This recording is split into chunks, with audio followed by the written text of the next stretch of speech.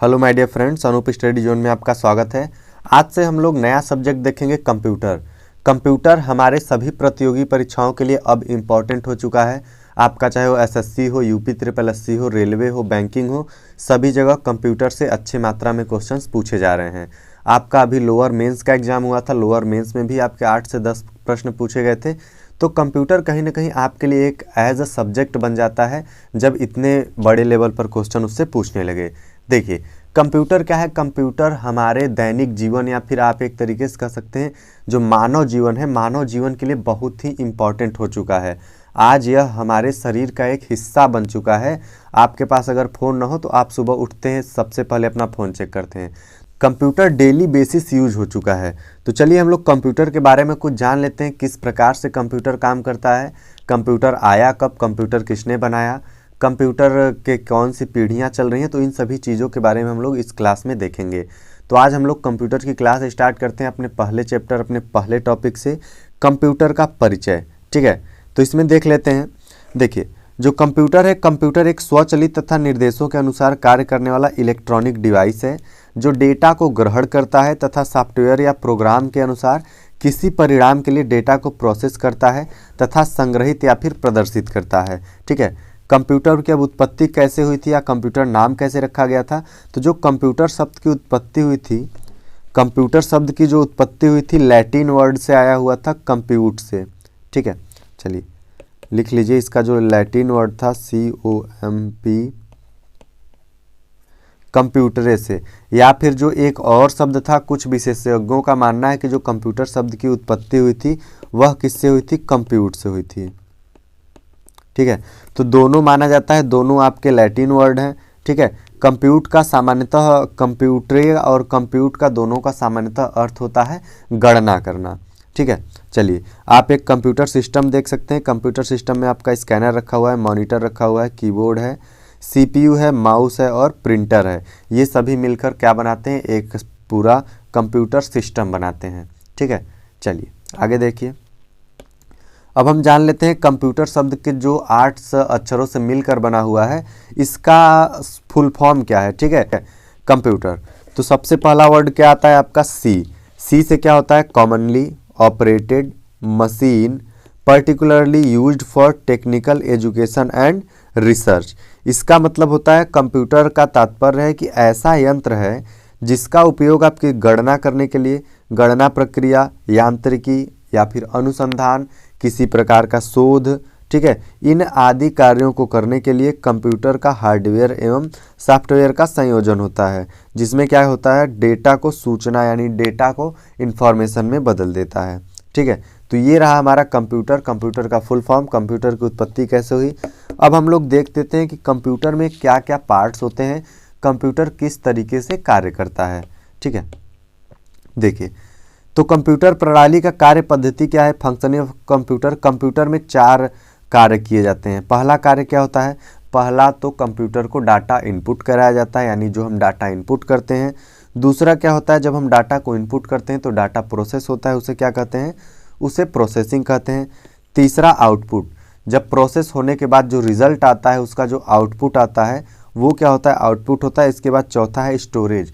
हम अगर किसी भी चीज़ को स्टोर, किसी अपने इन्फॉर्मेशन को, डेटा को स्टोर करना चाहें तो वो क्या होता है? आपका स्टोरेज होता है। ठीक है, अगर एक एक के बारे में जानना चाहें तो इनपुट क्या होता है? कंप्यूटर में डेटा या फिर कोई भी सूचना भेजना क्या कहलाता है? आपका इनपुट कहा जाता है। यह सीधे क्या कहा जाता है? CPU से आपके लिया जाता है। ठीक है, CPU को यह निर्देश भेजता है। जो इनपुट होता है, इनपुट क्या करता है? आपके CPU को डायरेक्टली निर्देश भेजता है। इसके बाद क्या होता है? इसके बाद आपका आता है प्रोसेसिंग। ठीक है, तो प्रोसेसिंग क्या होता है कि सीधे सेंट्रल प्रोसेसिंग, यानी जो CPU होता है कंप्यूटर के निर्देशों को एग्जीक्यूट करता है और जो भी रिजल्ट होता है या फिर जो भी उपयोगकर्ता होता है उसको डायरेक्टली यह आउटपुट में जो भी संबंधित डाटा होता है वो रिजल्ट को शो करता है या फिर दिखा देता है। आपका स्टोरेज क्या है? स्टोरेज जो आपका चौथा भाग है, स्टोरेज यह डाटा या प्रोग्राम को अस्थायी रूप से संग्रहित करके रखता है अपने पास। ठीक है, चलिए इसके बाद देखते हैं। इसके बाद हम लोग देखते हैं कंप्यूटर की विशेषताएं क्या क्या हैं। कंप्यूटर हमारे मानव जीवन या फिर हमारे लिए किस प्रकार से उपयोगी साबित होते हैं और इनकी खास बात क्या है। ठीक है, तो सबसे पहली चीज़ जो है गति। कंप्यूटर आपका 1 सेकेंड में लाखों गणनाएं कर सकता है। पलक झपकते ही एक बड़े से बड़ा कैलकुलेशन आपके सामने सॉल्व हो सकता है। ठीक है, अब जो वर्तमान समय में कंप्यूटर, ऐसे भी कंप्यूटर हैं जो नैनो सेकेंड यानी 10⁻⁻9 सेकेंड्स में ही वो आपको गणना कर देते हैं। ठीक है, तो ये जो खास बात है कंप्यूटर की स्पीड। दूसरा क्या है, त्रुटि रहित कार्य यानी कि एक्यूरेसी, गलती न करना। कंप्यूटर कठिन से कठिन प्रश्न को हल कर सकता है बिना गलती किए, हालांकि उसमें मानवीय गलतियां नहीं होनी चाहिए, यानी कि आपके द्वारा अगर गलत इनपुट नहीं दिया गया है तो वो क्या करेगा, एक्यूरेट आंसर बिल्कुल आपको देगा। ठीक है, चलिए इसके बाद क्या है, भंडारण क्षमता, स्टोरेज कैपेसिटी। ठीक है, कंप्यूटर अपनी मेमोरी में सूचनाओं का विशाल भंडार संचित करता है। इसमें आपके आंकड़ों और प्रोग्रामों का भंडारण की क्षमता होती है। कंप्यूटर के बाह्य तथा आंतरिक संग्रहण माध्यमों जैसे आपका हार्ड डिस्क हो गया, फ्लॉपी डिस्क हो गया, मैग्नेटिक टेप हो गया, सीडी हो गया, पेन ड्राइव हो गया, ये असीमित डेटा और सूचनाओं का संग्रहण किया जा सकता है।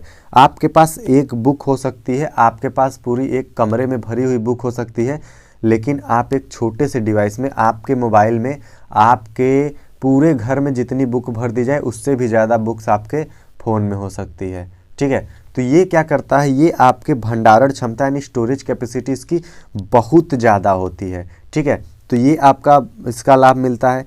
इसके बाद ये क्या है, चौथा आपका है बहुउद्देशीय, वर्साटाइल। ठीक है, कंप्यूटर की सहायता से विभिन्न प्रकार के कार्य संपन्न किए जा सकते हैं। जैसे आज के समय में आधुनिक कंप्यूटरों में अलग अलग प्रकार के कार्य करने की क्षमता होती है। ठीक है, चलिए इसके बाद क्या है, गोपनीयता यानी कि सिक्रेसी। गोपनीयता क्या है, पासवर्ड के प्रयोग द्वारा कंप्यूटर के कार्य को गोपनीय बनाया जाता है। आप कोई भी आईडी बनाते हैं, आप कोई भी अकाउंट बनाते हैं, तो वहाँ पे क्या होता है, आपको एक पासवर्ड क्रिएट करना होता है ताकि आपके इन्फॉर्मेशन को कोई और भी एक्सेस ना कर पाए। तो जो आप वो पासवर्ड बनाते हैं वो क्या होता है, बिल्कुल सीक्रेट होता है, वो आपका एक गोपनीय रहता है। ठीक है, इसके बाद आपका क्या है, सक्षमता। ठीक है, डेलीगेंस। ये क्या होता है, ये आपका एक मशीन होने के कारण कंप्यूटर पर बाहरी वातावरण पर कोई प्रभाव नहीं पड़ता। वह किसी भी कार्य को बिना रुके लाखों करोड़ों बार कर सकता है। ठीक है, यानी कि आप कंप्यूटर थकता नहीं है। पहली चीज़, मानव होते हैं, किसी भी काम को एक बार दो बार किए थक जाते हैं। कंप्यूटर एक ही कार्य को लाखों करोड़ों बार करेगा लेकिन वह थकता नहीं है। ठीक है, इसके बाद क्या है, स्वचालित यानी कि ऑटोमेटिक। कंप्यूटर एक स्वचालित मशीन भी है जिसमें गणना के दौरान मानवीय हस्तक्षेप नहीं होते हैं। आपको केवल इनपुट कमांड करना है, उसके बाद सीपीयू आपका बाकी पूरा प्रोसेसिंग करेगा, उसमें आपकी कोई ज़रूरत नहीं है, वह बिल्कुल सी ऑटोमेटिक काम करेगा। इसके दौरान मानवीय हस्तक्षेप की संभावना नगण्य रहती है। नगण्य मतलब कि नहीं ही रहती, उसमें मानव का कोई यूज नहीं होता है। हालांकि कंप्यूटर को कार्य करने के लिए निर्देश मनुष्य द्वारा ही दिए जाते हैं। जो भी आप इनपुट देना चाहेंगे वो आपके द्वारा ही दिया जाएगा, मानव के द्वारा ही दिया जाएगा। अगर आपको ऐड करना है 2+2 तो आपको कमांड देना पड़ेगा कि 2+2, उसके बाद आपका सीपीयू से प्रोसेस करके आपको आउटपुट के रूप में रिजल्ट देगा 2+2 4। ठीक है, तो आपका क्या होता है, प्रोसेस के टाइम आपको कुछ भी नहीं करना होता, वो ऑटोमेटिक सारी डेटाओं को प्रोसेस करके आपको रिजल्ट आउटपुट के तौर पर दे देता है। ठीक है, इसके बाद देखिए, इसके बाद है कंप्यूटर से संबंधित कुछ ऐसे टर्म्स हैं जिसके बारे में आपको जानना चाहिए। ठीक है, टर्म्स रिलेटेड टू कंप्यूटर। सबसे पहला आपका क्या आता है, हार्डवेयर। अब हार्डवेयर क्या होता है, कंप्यूटर के सभी पार्ट्स जिन्हें हम हाथों से छू सकते हैं एवं देख भी सकते हैं उन्हें क्या कहते हैं, हार्डवेयर कहते हैं। जैसे आपका माउस हो गया, कीबोर्ड हो गया, ये सभी क्या है, ये एक प्रकार के हार्डवेयर हैं जिसे हम आंखों से देख सकते हैं और क्या कर सकते हैं, छू सकते हैं। मॉनिटर हो गया, सीपीयू, ये सभी आपके ये हार्डवेयर के तौर पर आते हैं। ठीक है, इसके बाद आपका दूसरा टर्म क्या आएगा, सॉफ्टवेयर। एक निश्चित कार्य को संपन्न करने के लिए निर्देशों का समूह प्रोग्राम या सॉफ्टवेयर प्रोग्राम कहलाता है। जो आप छोटे छोटे एप्लीकेशंस देखते हैं, ठीक है, किसी भी प्रकार का कोई एप्लीकेशन है, कोई गेम है, तो वो क्या आप टच नहीं कर सकते हैं, लेकिन वो क्या करते हैं, वो कंप्यूटर के अंदर ही, आपके सिस्टम के अंदर ही वो आप क्या करते हैं, परफॉर्म करते हैं। ठीक है, तो ऐसे क्या कहलाते हैं, वो सभी आपके सॉफ्टवेयर होते हैं। इसके बाद आपका है डेटा। ठीक है, डेटा तथ्यों तथा जो अव्यवस्थित आंकड़ों का समूह होता है। डेटा को दो भागों में विभाजित किया जाता है। पहला आपका आता है संख्यात्मक डेटा, दूसरा आपका क्या आता है चिन्हात्मक डेटा। ठीक है, तो ये देख लेते हैं संख्यात्मक और चिन्हात्मक क्या होता है। देखिए जो संख्यात्मक डेटा होता है इसमें 0 से 9 तक के अंकों का प्रयोग किया जाता है। संख्यात्मक डेटा में किसका प्रयोग किया जाता है, 0 से 9 तक के सभी अंकों का प्रयोग करके इनका उपयोग किया जाता है। ठीक है, जैसे परीक्षा प्राप्त अंक, रोल नंबर आदि, ये सभी क्या होते हैं, ये सभी आपके अंकों में होते हैं। जो दूसरा आपका चिन्हात्मक यानी कि अल्फा न्यूमेरिक डेटा होता है, इसमें अंकों, अक्षरों और तथा कुछ चिन्ह का प्रयोग किया जा सकता है, जैसे कि आपका @ हो गया, हैशटैग हो गया, स्टार हो गया। तो ये सभी आपके किस में आते हैं, चिन्हात्मक डेटा में आते हैं, अल्फा न्यूमेरिक डेटा में। इसमें क्या होता है, कर्मचारियों का पता, पैन कार्ड नंबर या फिर अपना पासवर्ड, ये सभी चीज़ें आप केवल और केवल संख्यात्मक डेटा में नहीं रखते हैं, आप उसे किस में रखते हैं, अल्फा न्यूमेरिक डेटा में। अगर आपका एक पासवर्ड है उसे अधिक सिक्योर बनाना है तो आप उसे थोड़ा कॉम्प्लिकेट करने के लिए कुछ चिन्हों का प्रयोग करेंगे, जैसे @ हैशटैग। तो ये सब क्या होता है, ये सभी आपके किस में आते हैं, अल्फा न्यूमेरिक डेटा में आते हैं। ठीक है, चलिए तो आज के लिए बस इतना ही, मिलते हैं आपसे अगले क्लास में। अगर आपको वीडियो अच्छा लगा तो लाइक करें, कमेंट करें। ये कंप्यूटर की क्लास आपके सभी परीक्षाओं के लिए बहुत ही ज़्यादा महत्वपूर्ण है। हम इससे रिलेटेड, हर चैप्टर से रिलेटेड आपको क्वेश्चंस भी कराते चलेंगे। तो आज के लिए बस इतना ही, मिलते हैं अगले वीडियो में, तब तक के लिए धन्यवाद।